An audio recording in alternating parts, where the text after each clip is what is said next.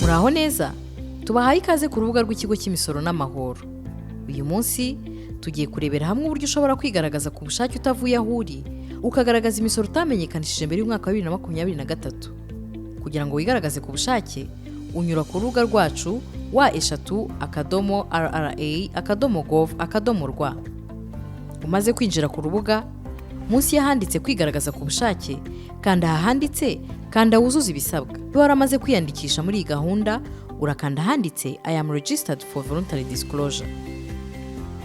Niba utariyandikisha, urakanda ahanditse I'm not registered for voluntary disclosure.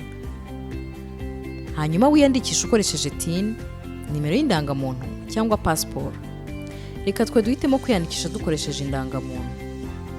Uruzuzamo nimero yawe y'indangamuntu, hanyuma amazina yawe ahite yizana. Hitamo akarere, hano wandikemo nimero yawe ya telefone, hano hasi wandikemo email yawe, hanyuma ukande kuri submit.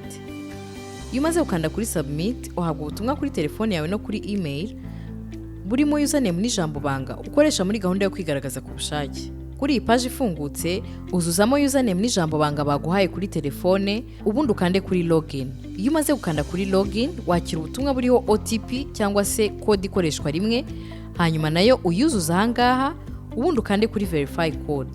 Kugira ngo utangire kwigaragaza rero, kanda hano hejuru mu nguni y'ibumoso ahanditse disclose tax here.